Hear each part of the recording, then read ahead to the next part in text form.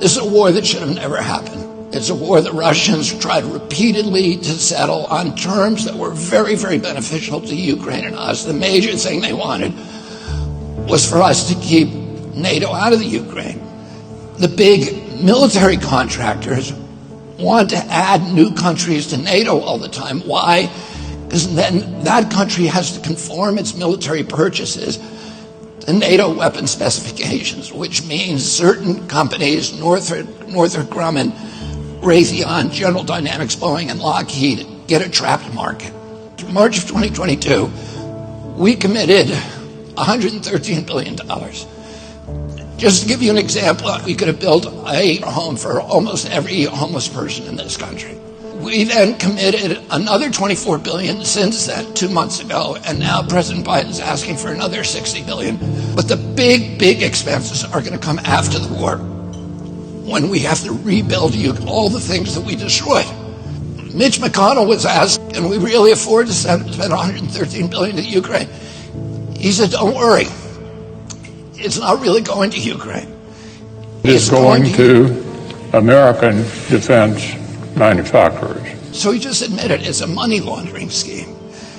And who do you think owns every one of those companies? BlackRock.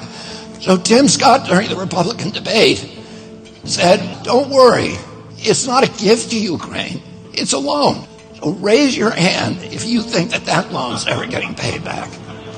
Yeah, of course it's not. So why do they call it a loan? Because if they call it a loan, they can impose loan conditions. And what are the loan conditions that we impose on? Number one, an extreme austerity program, so that if you're poor in Ukraine, you're going to be poor forever. Number two, most important, Ukraine has to put all of its government-owned assets up for sale to multinational corporations, including all of its agricultural land, the biggest single asset in Europe. In Ukraine, there's been 1,000 years of war fought over that land. It's the richest farmland in the world. It's the breadbasket of Europe.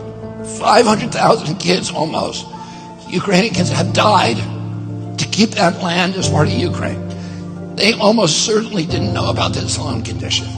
They've already sold 30% of it. The buyers were DuPont, Cargill, and Monsanto. Who do you think owns all of those companies? Yeah, BlackRock. And then in December, President Biden gave out the contract to rebuild Ukraine. And who do you think got that contract? BlackRock. So they're doing this right in front of us.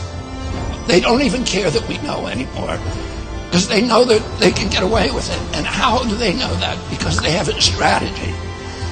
And that strategy is an old strategy, which is they keep us at war with each other. They keep us hating on each other. They keep the Republicans and Democrats fighting each other, black against white, and all these divisions that they sow.